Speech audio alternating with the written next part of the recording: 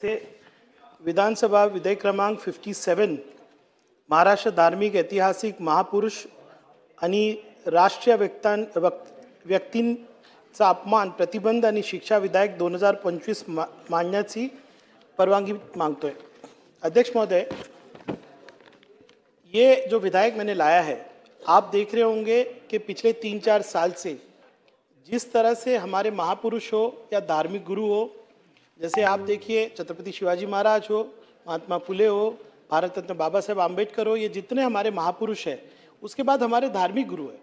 जैसे कि मैं बताऊं, नबी अकरम सल्लल्लाहु अलैहि वसल्लम हमारे प्रॉफिट मोहम्मद के बारे में इस तरह से विधान किए जाते हैं कि पूरे उस शहर का या राज्य का पूरा वातावरण खराब हो जाता है।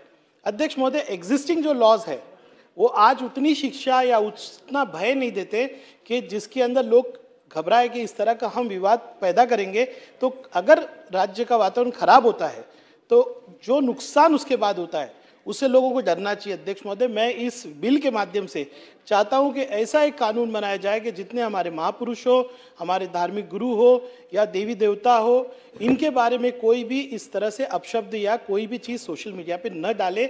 मैं विनंती करता हूं कि इस विधेयक को यहाँ पर मंजूरी भी दी जाए और शासन इसको पाठिंबा दे। प्रस्ताव असा आहे की सन 2025 चे विधानसभा विधेयक क्रमांक 57 महाराष्ट्र धर्मगुरू ऐतिहासिक महापुरुष आणि राष्ट्रीय व्यक्तिमत्वाचा अपमान प्रतिबंध आणि शिक्षा विधेयक 2025 मांडण्यास अनुमती देण्यात यावी।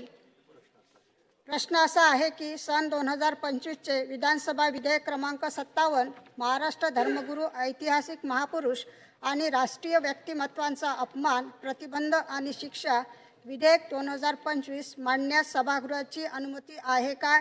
अनुकूल असतील त्यांनी होय म्हणावे, प्रतिकूल असतील त्यांनी नाही म्हणावे। होयचे बहुमत आहे, होयचे बहुमत आहे। प्रस्ताव संमत झाला। एक मताने ताई बोला ना। महोदय, मी आपल्या अनुमतीने सन